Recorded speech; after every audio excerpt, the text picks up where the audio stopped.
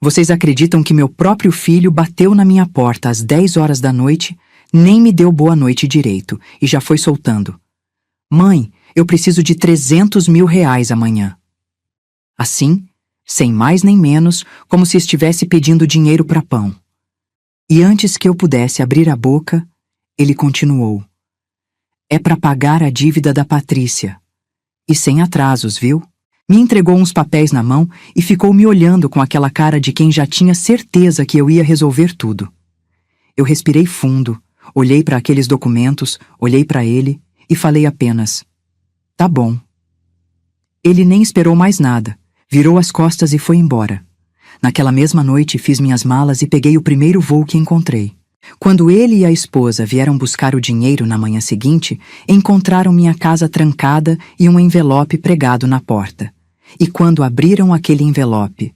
Gente, os gritos devem ter acordado a vizinhança inteira. Mas antes de eu continuar essa história, me conta uma coisa. De onde você está me ouvindo agora?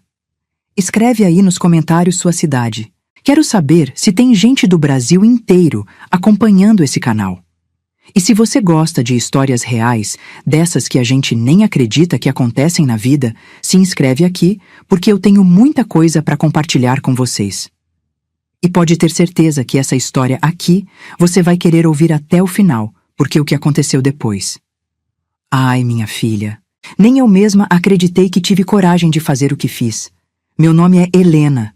Tenho 63 anos e durante 40 anos da minha vida eu fui aquela mãe que todo mundo conhece. A que se sacrifica, a que abre mão de tudo pelos filhos, a que nunca reclama. Quando o Roberto nasceu, eu tinha 23 anos. Era casada com o pai dele, o Marcelo. E a gente morava num apartamento alugado ali na zona norte de São Paulo. O Marcelo trabalhava como representante comercial, vivia na estrada, e eu fazia faxina em 3 casas diferentes para complementar a renda.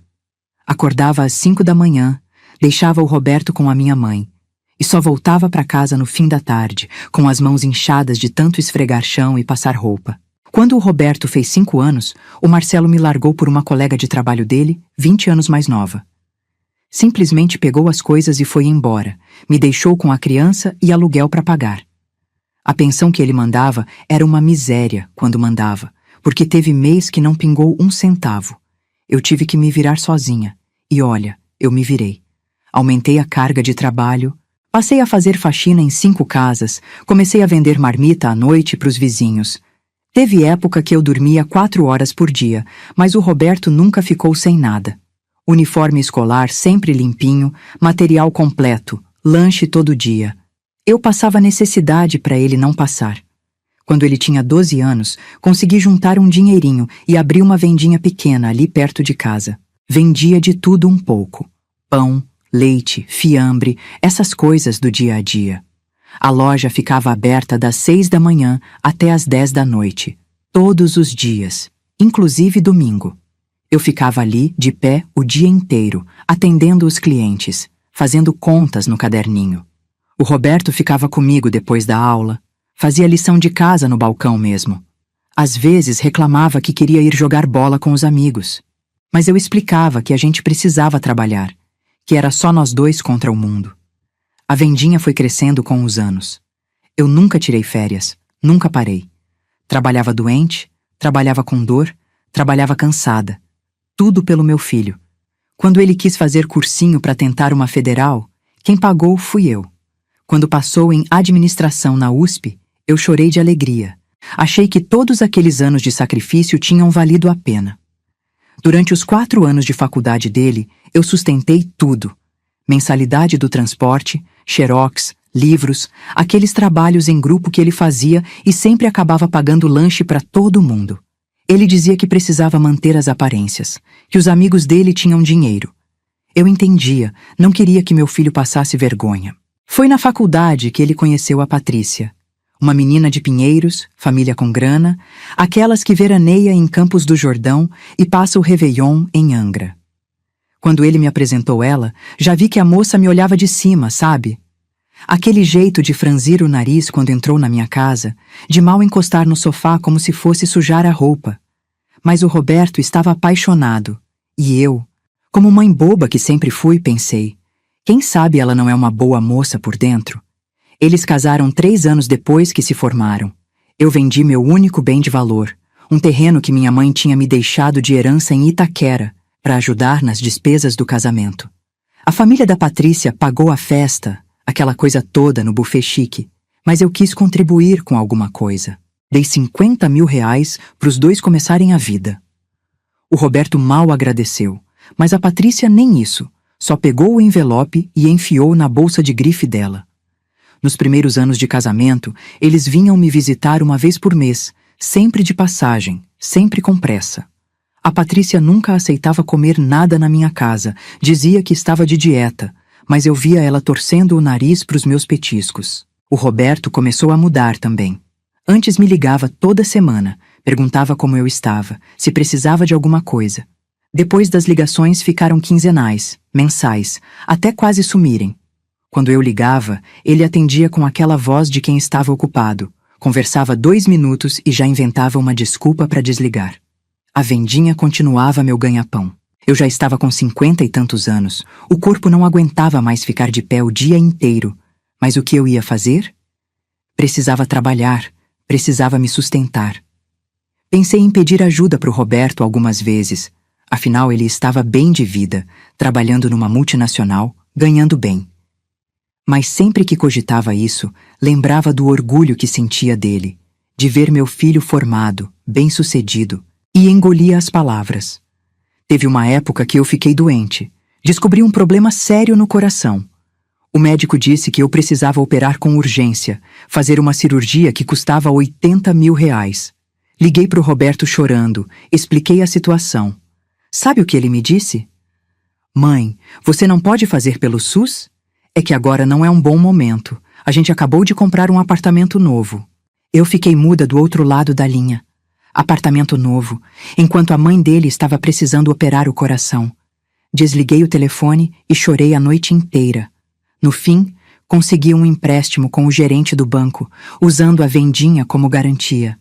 Fiz a cirurgia pelo convênio mais barato que encontrei, fiquei internada numa enfermaria com mais 5 pessoas, passei mal, tive complicações, mas sobrevivi. O Roberto nem foi me visitar no hospital, mandou flores com um cartão. Melhoras, mãe. Beijos. Flores. Como se flores pagassem conta ou fizessem companhia para quem estava com medo de morrer sozinha. Depois da cirurgia, precisei de repouso e a vendinha ficou fechada por 2 meses. Quando reabri, tinha perdido metade dos clientes para um mercadinho que tinha aberto na esquina. Tive que me desdobrar para recuperar o movimento, fazer promoções, ficar aberta até mais tarde. Aos 60 anos, ainda estava ali, de pé atrás do balcão, enquanto meu filho único morava num apartamento de 3 suítes em Moema, e a nora postava foto no Instagram de viagem para Cancún. Eu nunca reclamei, nunca cobrei. Continuei sendo a mãe disponível, a que atendia o telefone em qualquer horário, a que resolvia qualquer problema. Uma vez, a Patrícia me ligou porque a empregada dela tinha faltado e ela precisava de alguém para limpar a casa porque iam receber visitas. Me ligou às 7 da manhã de um sábado. Dona Helena, a senhora pode vir aqui me ajudar hoje? É urgente.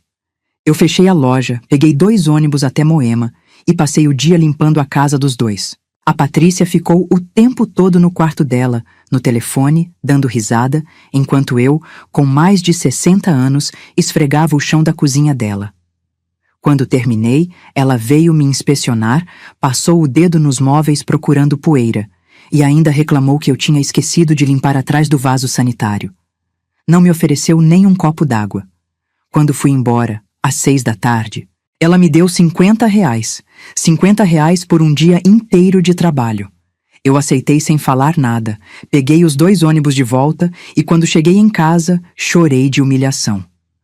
Os anos foram passando e a relação foi ficando cada vez mais fria. O Roberto só aparecia quando precisava de alguma coisa. Uma vez, foi buscar dinheiro emprestado para comprar um carro importado. Outra vez, queria que eu assinasse como fiadora num financiamento. Sempre que eu perguntava sobre a vida dele, sobre como estava o casamento, ele respondia com monossílabos, olhando para o celular. A Patrícia nem disfarçava mais o desprezo, me chamava de sogra, num tom que mais parecia xingamento. Teve um Natal que eu preparei uma ceia linda, gastei o que tinha e o que não tinha para fazer um pernil. Farofa, arroz à grega, aquela mesa farta. Convidei os dois para passarem a noite de Natal comigo. Eles apareceram às 11h30 da noite. Já tinham ceado na casa da família da Patrícia. Ficaram 20 minutos. Nem sentaram para comer. Disseram que estavam de saída para uma festa. Me deram um presente. Um conjunto de pano de prato. Pano de prata. Para a mãe que tinha vendido o terreno, feito empréstimo, trabalhado até quase morrer para dar tudo para o filho. Eu engolia o choro, engolia a decepção e continuava. Porque mãe é assim, né? A gente ama incondicionalmente, mesmo quando não é correspondida. Ou pelo menos era o que eu pensava. Continuei trabalhando na vendinha, mesmo com as dores nas costas, mesmo com o cansaço que parecia nunca passar. Comecei a guardar um dinheirinho, pensando na velhice, pensando em ter alguma segurança para o futuro. Foi quando, 2 anos atrás, resolvi fazer uma mudança na minha vida. Vendi a vendinha. Aquilo não estava me dando mais lucro, o mercadinho da esquina tinha tomado a maioria dos clientes, e eu estava exausta. Vendi por um valor bom, R$200 mil. Juntei com o que tinha guardado ao longo dos anos e cheguei numa quantia razoável. Investi em algumas aplicações que o gerente do banco me recomendou, comecei a receber uns dividendos mensais que davam para eu viver com modéstia. Foi também nessa época que reencontrei a Judite, uma amiga dos tempos de escola que eu não via há décadas. A gente começou a tomar café junto, a conversar, e ela foi me abrindo os olhos para muita coisa. A Judite tinha sido casada, tinha 3 filhos e tinha passado por situações parecidas com as minhas.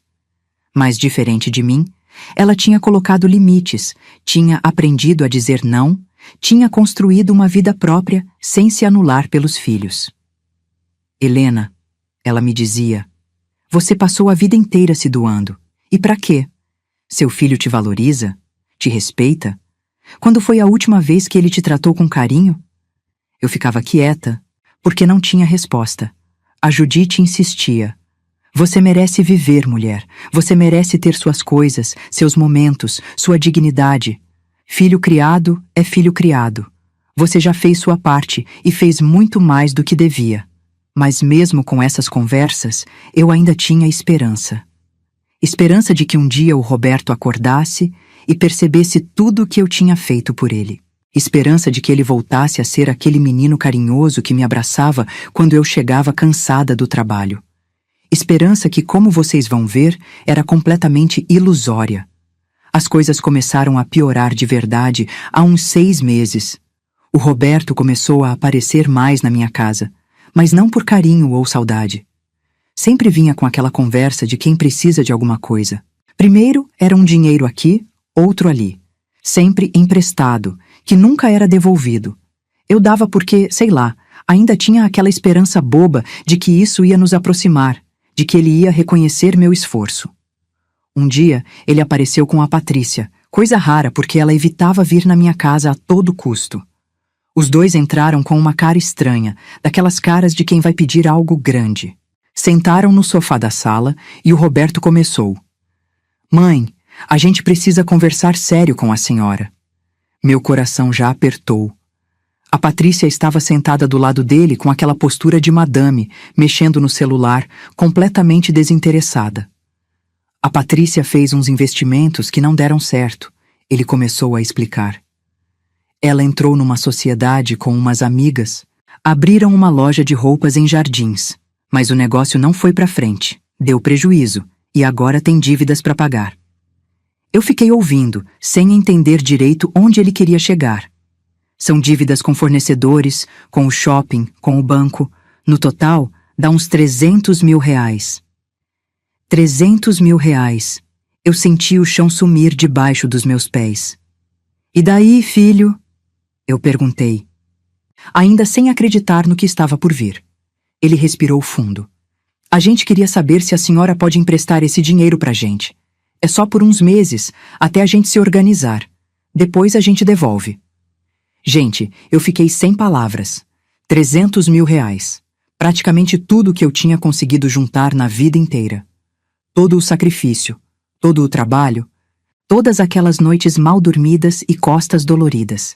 E ele estava ali, pedindo como se fosse qualquer coisa. A Patrícia continuava mexendo no celular, nem tinha a decência de fingir que aquilo era importante para ela. Filho, eu não tenho esse dinheiro todo assim disponível, eu tentei explicar. O que eu tenho está investido, não posso simplesmente tirar de uma hora para outra. Ele ficou impaciente. Mãe, então desinveste, a gente está com um problema sério aqui. A senhora não vai ajudar a gente, não? Ajudar. Aquela palavra ecoou na minha cabeça. A vida inteira eu tinha ajudado. E o que eu recebia em troca? Frieza, desprezo, indiferença. Mas mesmo assim, com o coração apertado, eu disse: deixa eu ver o que eu posso fazer. Eles foram embora sem nem tomar o café que eu tinha preparado. Passei a semana seguinte angustiada, sem saber o que fazer. Liguei para Judite, contei tudo. Ela foi direta. Helena, não dá esse dinheiro. Você vai ficar sem nada na velhice. E eles não vão devolver, pode ter certeza. Isso é um poço sem fundo. Mas como mãe, aquela culpa bateu forte. E se eu não ajudasse e acontecesse alguma coisa grave com eles? E se o Roberto nunca mais falasse comigo? No fim, eu decidi que ia ajudar, mas só com uma parte. Ia oferecer 50 mil reais, não os 300. Era um valor que eu conseguia tirar sem comprometer tanto meu futuro. Liguei para o Roberto e expliquei. Sabe o que ele me disse? 50 mil não resolve nada, mãe. A gente precisa do valor total. A senhora tem que arranjar um jeito. Tem que arranjar um jeito. Não era um pedido. Era uma ordem. Naquele momento, alguma coisa em mim rachou. Mas eu ainda não tinha coragem de dizer não. Falei que ia pensar melhor, que precisava de um tempo para organizar as coisas. Ele desligou o telefone irritado. Durante as semanas seguintes, o Roberto me ligava quase todo dia, pressionando. E aí, mãe, já resolveu? A voz dele foi ficando cada vez mais grossa, mais impaciente. A Patrícia chegou a me mandar mensagem no WhatsApp, coisa que ela nunca fazia, dizendo que a situação estava insustentável e que eles contavam comigo. Foi num desses dias de pressão que eu descobri algo que mudou tudo. Eu estava na casa da Judite, tomando café, desabafando sobre a situação, quando ela me mostrou uma coisa no celular. Era o Instagram da Patrícia. Ela tinha acabado de postar fotos de uma viagem que tinha feito com as amigas para Toscana. Isso mesmo, Toscana, Itália. Fotos em vinícolas, restaurantes chiques, hotéis de luxo. E isso tinha sido há 3 semanas, bem no meio do período em que o Roberto estava me pressionando pelo dinheiro das dívidas urgentes. Eu fiquei olhando aquelas fotos sem acreditar. A mulher estava me pedindo 300 mil reais emprestados e tinha acabado de voltar de uma viagem para a Europa. Comecei a passar os posts dela para trás, olhar o histórico. Restaurantes caros, spas, lojas de grife, tudo postado nos últimos meses. Meses em que, supostamente, ela estava afogada em dívidas. Alguma coisa não batia. Eu não sou boba. Posso não ter estudo, mas sei quando estão tentando me enganar. Pedi para Judite me ajudar a investigar um pouco mais. Ela conhecia gente que conhecia gente, sabe como é. Descobrimos que a tal loja que tinha dado prejuízo realmente existia e tinha fechado. Mas as dívidas não eram nem perto de 300 mil reais. Eram no máximo 80, 90 mil. E mais. Descobrimos que o Roberto e a Patrícia tinham acabado de dar entrada num apartamento novo, maior e mais luxuoso, em Itaim Bibi. Entenderam o esquema? Eles queriam o meu dinheiro para completar a entrada do apartamento novo. As dívidas urgentes da Patrícia eram mentira, ou pelo menos estavam sendo absurdamente infladas. Eles estavam literalmente tentando me roubar, usando culpa e manipulação. Quando essa ficha caiu, eu senti uma mistura de tristeza e raiva que nunca tinha sentido na vida. Meu filho, que eu tinha criado sozinha, que eu tinha sacrificado tudo por ele, estava tentando me aplicar um golpe. Me enganar para pegar meu dinheiro e gastar em luxo enquanto eu, com 63 anos, teria que recomeçar do zero. Chorei muito naquele dia. Chorei pela mãe que eu tinha sido, pela ingênua que ainda acreditava no amor incondicional. Chorei pelo menino que o Roberto tinha sido e pelo homem insensível em que ele tinha se transformado. Mas depois que as lágrimas secaram, uma coisa diferente tomou conta de mim. Uma frieza, uma clareza, uma determinação. Eu passei a vida inteira dizendo sim. Passando por cima de mim mesma, me anulando, aceitando migalhas de afeto. E para quê? Para no final ser tratada como uma idiota, como um banco ambulante, como alguém que só servia para resolver problemas alheios. Não. Não mais. Liguei para o Roberto e disse que tinha conseguido organizar o dinheiro, que ia dar os 300 mil, mas disse também que precisava de uns dias para fazer a transferência dos investimentos, que essas coisas tinham prazo. Ele ficou todo feliz do outro lado da linha. Até foi carinhoso, coisa que não era há anos. Sabia que podia contar com a senhora, mãe. A senhora é demais. Eu só respondi: é, filho, sou mesmo. Durante os dias seguintes, comecei a colocar em prática um plano. Um plano que nem eu mesma achei que teria coragem de executar. Mas a raiva, a decepção, a sensação de ter sido usada a vida inteira me deram uma força que eu desconhecia. Primeiro, fui até o banco e conversei com meu gerente, um rapaz novo, mas muito atencioso, que sempre me tratou bem. Expliquei que ia viajar, que queria deixar tudo organizado.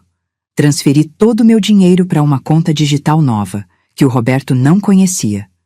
Deixei na conta antiga apenas R$ 1.000. Depois, fui até um cartório e fiz um documento que eu tinha pesquisado na internet, com a ajuda da Judite. Um documento que ia garantir que meus bens, meu dinheiro, tudo que era meu, ficasse protegido. Enquanto isso, continuei recebendo as ligações do Roberto normalmente, sempre dizendo que estava resolvendo, que era só mais uns dias. A Patrícia também me mandava mensagens, fazendo aquela pressão psicológica, dizendo que os credores estavam ameaçando processar, que eles podiam perder tudo. Eu respondia com calma, dizendo que estava fazendo o possível. Por dentro, eu estava fervendo, mas por fora, mantinha a postura de mãe subserviente, de coitadinha que ia fazer qualquer coisa pelo filho. E eles acreditaram. É claro que acreditaram. Afinal, era assim que eu sempre tinha sido, não era? Comprei uma passagem de avião para Florianópolis. Sempre tive vontade de conhecer o sul, de ver o mar daquela região. Judite tinha uma prima que morava lá e me disse que eu podia ficar na casa dela quanto tempo quisesse. Organizei tudo em sigilo, malas prontas, documentos importantes guardados, casa trancada.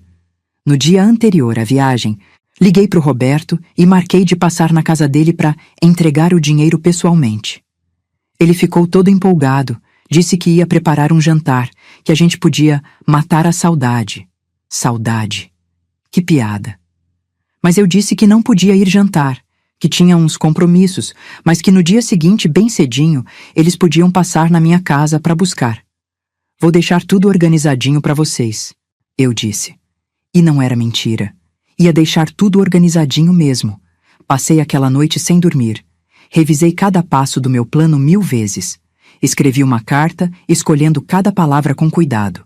Separei alguns documentos que eu tinha guardado ao longo dos anos, coisas que provavam cada centavo que eu tinha dado para o Roberto, cada sacrifício que eu tinha feito.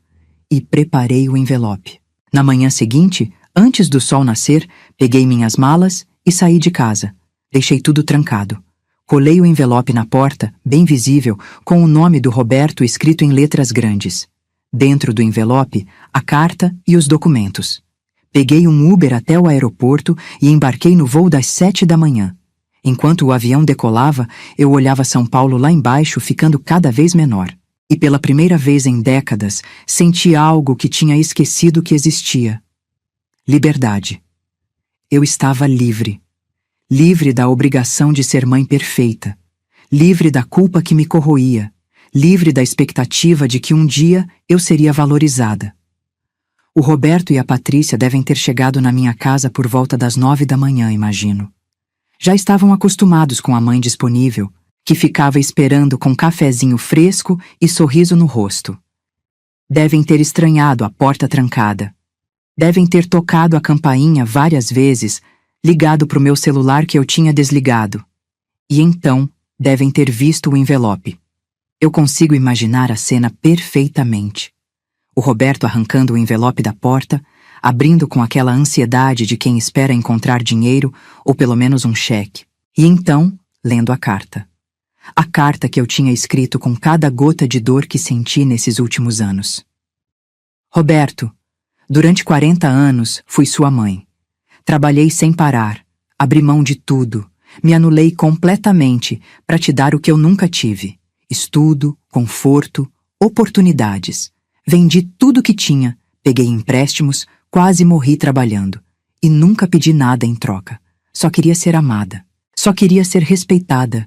Só queria que você me olhasse como mãe, não como uma máquina de resolver problemas. Descobri sobre a mentira. Sei que as dívidas da Patrícia não são de 300 mil reais. Sei sobre o apartamento em Itaim. Sei que vocês estavam tentando me enganar, me manipular, usar minha culpa de mãe para tirar de mim o pouco que consegui juntar depois de uma vida inteira de trabalho. Eu podia estar arrasada. Podia estar chorando, implorando para você me explicar como chegamos nesse ponto. Mas sabe o que eu estou? Aliviada. Aliviada porque finalmente enxerguei quem você realmente é. E mais importante, finalmente enxerguei quem eu posso ser.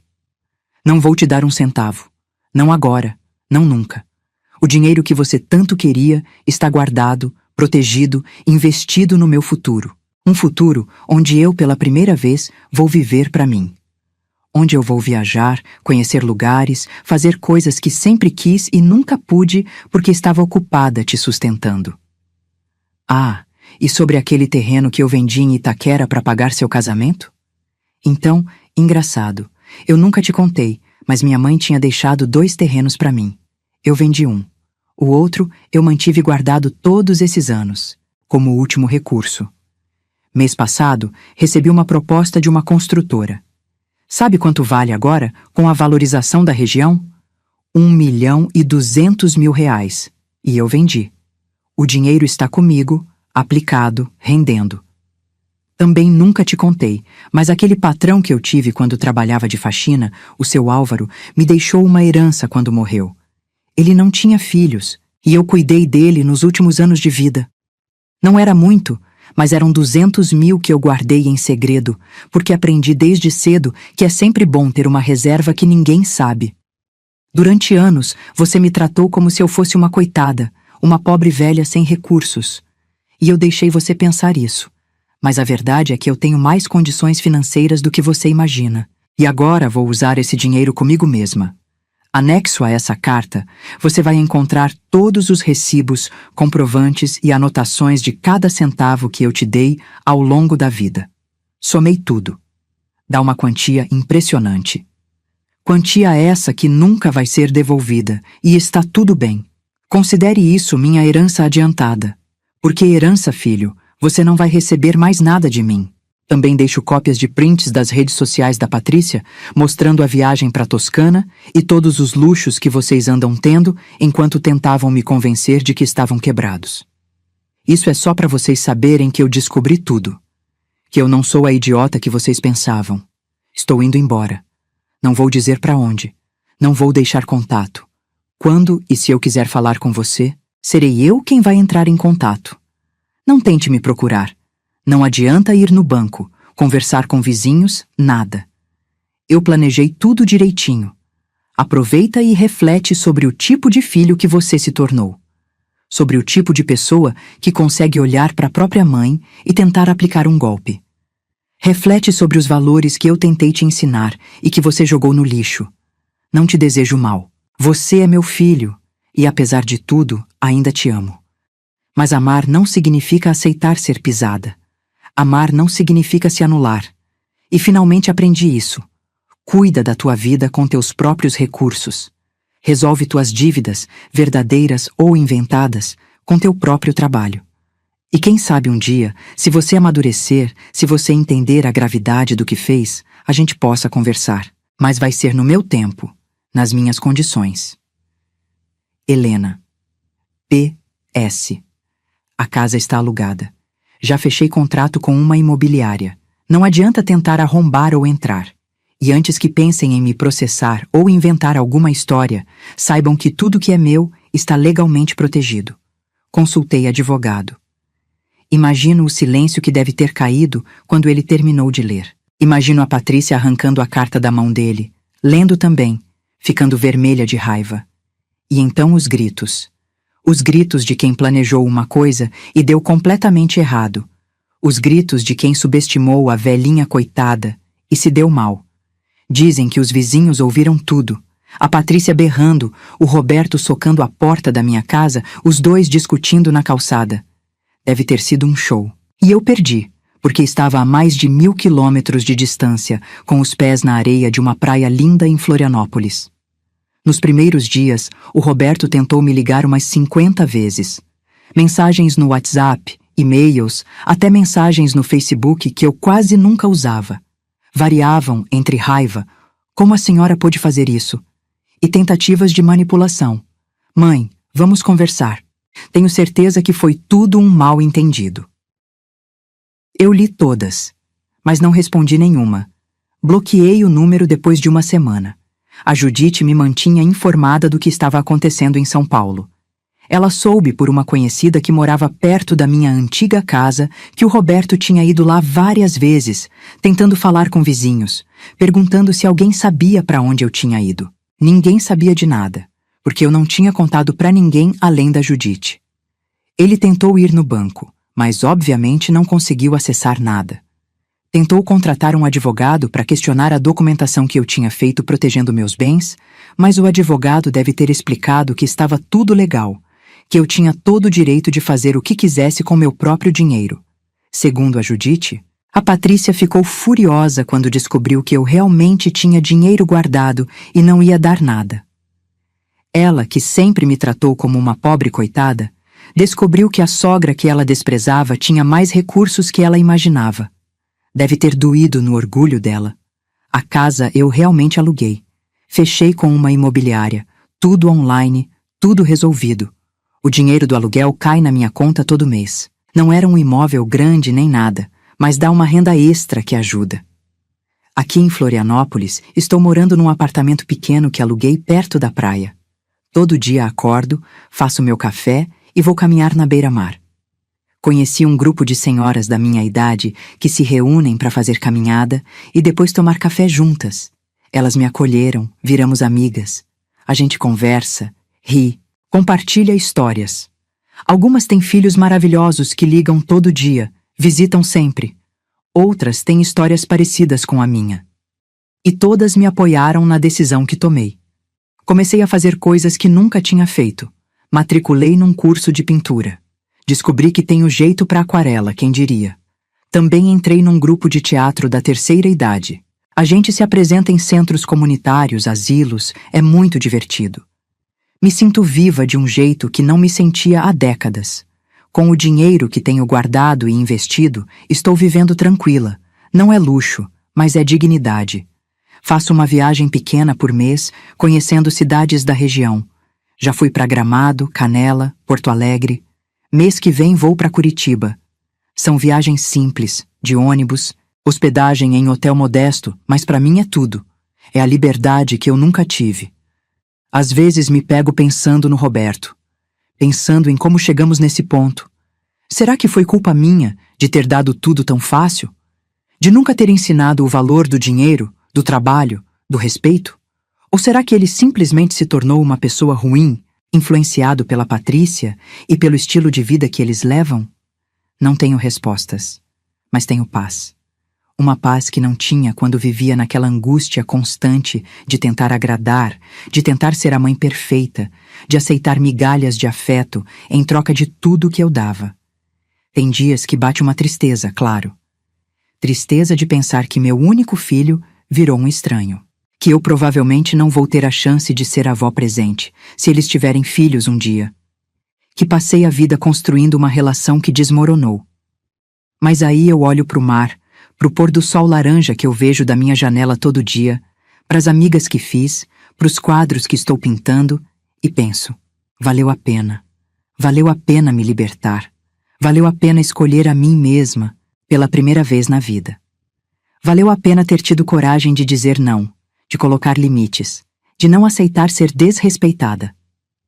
Há uns 2 meses, o Roberto me mandou um e-mail. Não sei como conseguiu meu e-mail novo, mas conseguiu. A mensagem era diferente das anteriores, mais humilde, mais reflexiva. Ele dizia que tinha pensado muito, que estava fazendo terapia, que estava começando a entender as coisas sob outra perspectiva. Dizia que queria conversar, não sobre dinheiro, mas sobre a relação. Que entendia se eu não quisesse, mas que gostaria de uma chance. Eu li o e-mail várias vezes. Mostrei para as minhas amigas, para Judite. Algumas acharam que eu devia dar uma chance. Outras acharam que era manipulação de novo. Eu ainda não sei o que pensar. Não respondi. Talvez responda um dia, talvez não. Estou no meu tempo agora, sem pressão, sem culpa. O que eu aprendi com tudo isso é que a gente ensina as pessoas como devem nos tratar. Durante 40 anos, eu ensinei para o Roberto que ele podia me tratar de qualquer jeito, que eu sempre ia estar ali, sempre ia dar tudo, sempre ia aceitar qualquer coisa. E ele aprendeu direitinho a lição. Quando eu mudei, quando eu estabeleci limites, quando eu disse não, o mundo não acabou. Pelo contrário, meu mundo começou.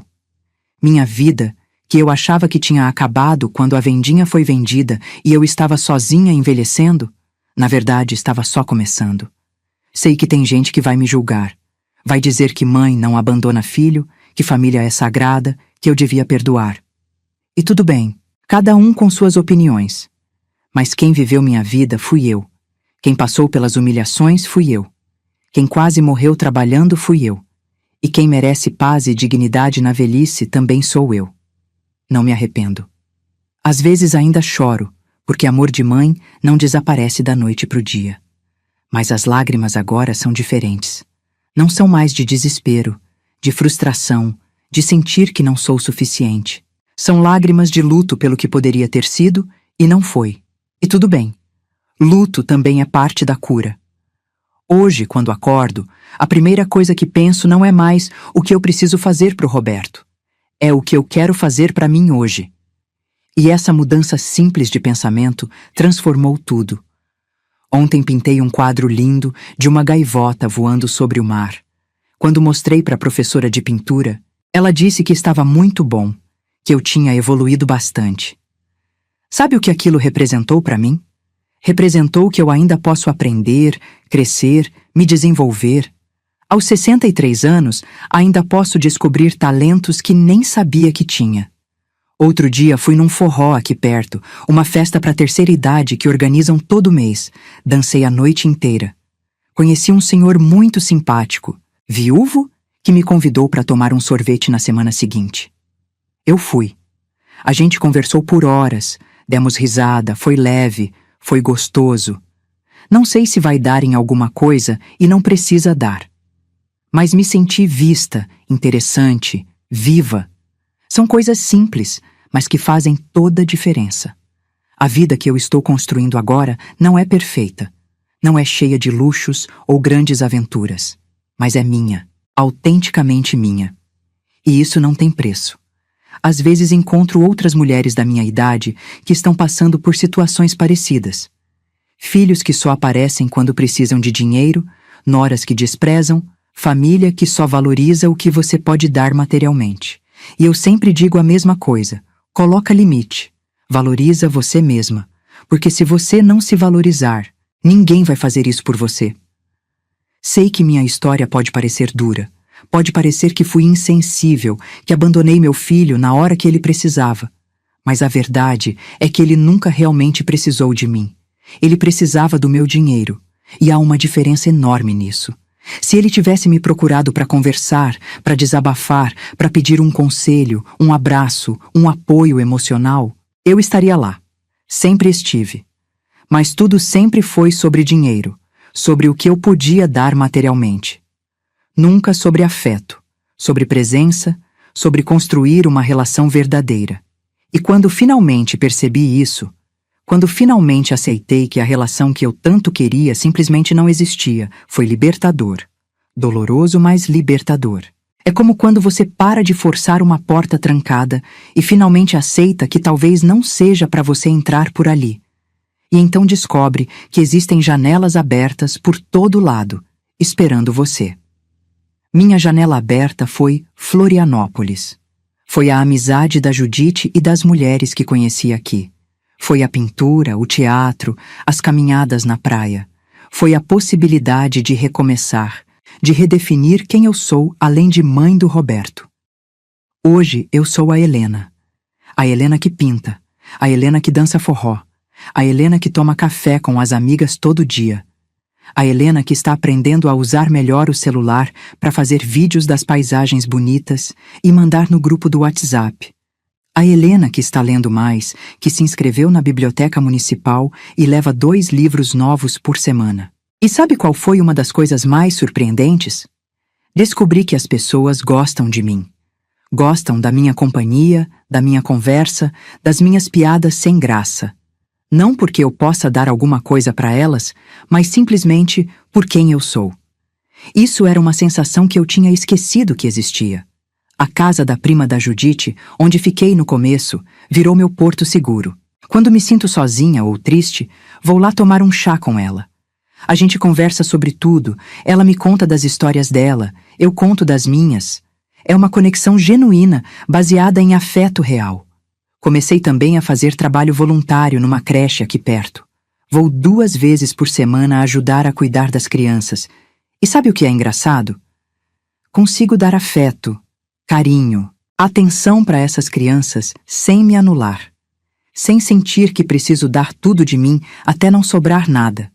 Aprendi a dosar, a cuidar do outro sem deixar de cuidar de mim. As crianças me amam. Me chamam de Vovó Helena. Me fazem desenhos que eu colo na geladeira do meu apartamento.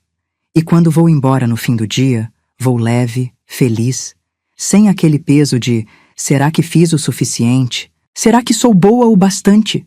Simplesmente fiz o que podia, com amor, e está bom assim. Financeiramente estou estável. O dinheiro que tenho investido rende bem. Não sou rica, mas tenho o suficiente para viver com dignidade e até guardar um pouco todo mês. Aprendi a fazer investimentos melhores. Fiz até um curso online sobre educação financeira. Descobri que gosto de entender sobre essas coisas, de ver meu dinheiro crescendo, de planejar. Já estou planejando uma viagem maior para o ano que vem. Quero conhecer o Nordeste, sempre tive vontade de ver as praias de lá, de conhecer Fernando de Noronha. Vou sozinha mesmo, já me inscrevi num grupo de viagens para a 3ª idade. Vai ser minha primeira grande aventura. Sobre o Roberto, como eu disse, não sei o que vai acontecer. Talvez um dia a gente se reconcilie. Talvez ele realmente mude, entenda, amadureça. Talvez a gente consiga construir uma relação saudável, com respeito mútuo, com limites claros. Ou talvez não. Talvez a gente siga caminhos separados para o resto da vida. E o mais incrível é que eu fiz as pazes com as 2 possibilidades.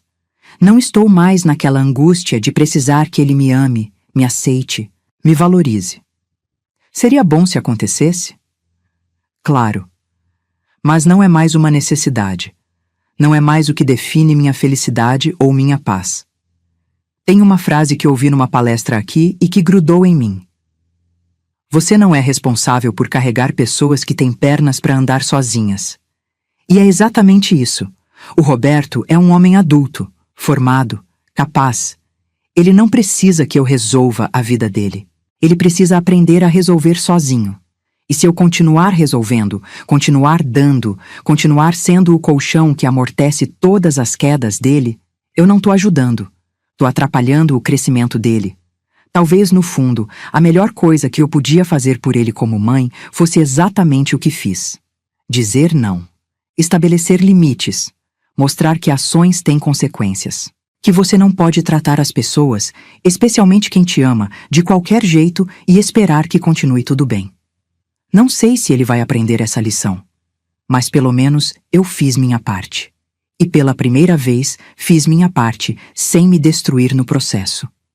O que eu queria que vocês que estão me ouvindo entendessem é que nunca é tarde para recomeçar.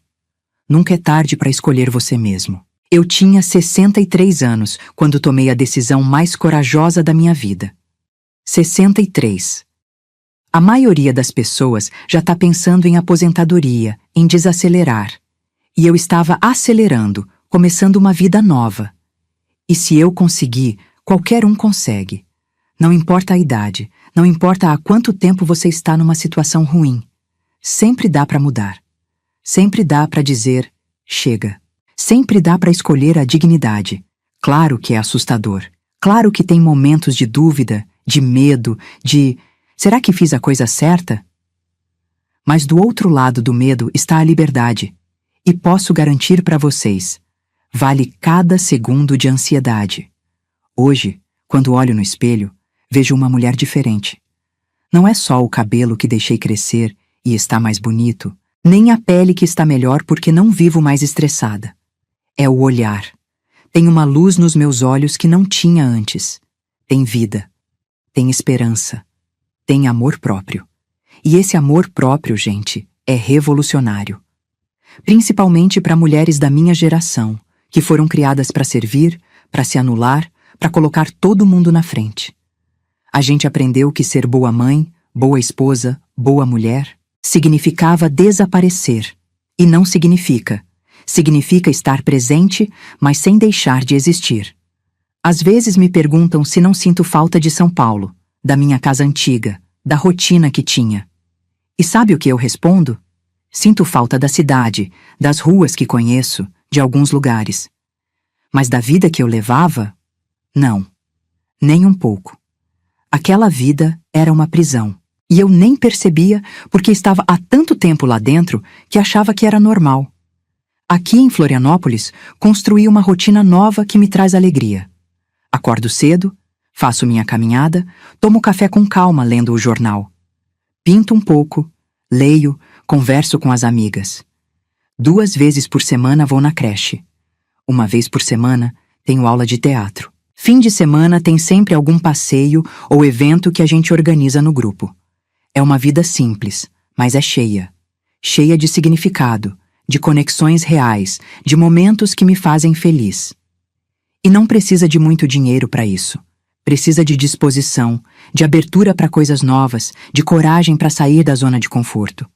Outro dia recebi uma mensagem da Judite me contando que uma amiga dela, que também tinha problemas com um filho adulto abusivo, tomou coragem e também colocou limites depois de ouvir minha história. Quando a Judite me contou isso, chorei. Chorei porque percebi que minha dor, minha história, pode ajudar outras pessoas. Pode inspirar outras mulheres a não aceitarem migalhas, a exigirem respeito. E é por isso que decidi compartilhar tudo isso com vocês. Porque sei que tem muita gente passando por situações parecidas. Muita mãe sendo manipulada, desrespeitada, tratada como banco. Muita mulher se anulando por amor, por medo de ficar sozinha por culpa. Então eu quero dizer para vocês, você merece respeito. Você merece dignidade. Você merece viver uma vida que seja sua, não apenas reflexo das necessidades dos outros. E não tem nada de errado em colocar limites, em dizer não, em escolher você mesmo. Ser mãe não é ser capacho. Ser mãe é educar, é amar, é apoiar. Mas também é ensinar respeito, é mostrar limites, é preparar os filhos para a vida, não para a dependência eterna. E eu demorei 63 anos para aprender isso, mas aprendi. O que eu faria se estivesse no meu lugar? Essa é a pergunta que eu queria deixar para vocês. Se você está numa situação parecida, o que você faria? Continuaria aceitando? Continuaria se anulando? Ou teria coragem de fazer diferente? Conta aqui nos comentários, compartilhe a sua história. Porque às vezes a gente se sente sozinha nessas situações, acha que é a única passando por isso. Mas não é. Tem muita gente. E quando a gente compartilha, quando a gente conversa, a gente percebe que não está sozinha. E isso já ajuda. E se a minha história te tocou de alguma forma, se te fez refletir, compartilha com outras pessoas. Porque talvez tenha alguém precisando ouvir exatamente isso hoje. Alguém que está naquela dúvida, naquele sofrimento, e precisa saber que é possível recomeçar, que é possível ser feliz, que é possível escolher você mesmo sem culpa. Eu escolhi. E hoje posso dizer com toda certeza, foi a melhor decisão da minha vida. Não foi fácil, mas foi libertador. E se eu pudesse voltar no tempo, faria tudo de novo. Na verdade, faria antes. Não teria esperado tanto tempo para me valorizar, para me colocar em primeiro lugar, para exigir o respeito que sempre mereci. Mas não adianta ficar no e se. O que importa é o agora. E agora eu sou livre. Livre para viver, para errar, para acertar, para ser simplesmente eu. A Helena que ficou escondida por 40 anos e finalmente pode aparecer. E ela é incrível. Ela é forte. Ela é corajosa. Ela é merecedora de todo o amor e respeito do mundo. E você também é.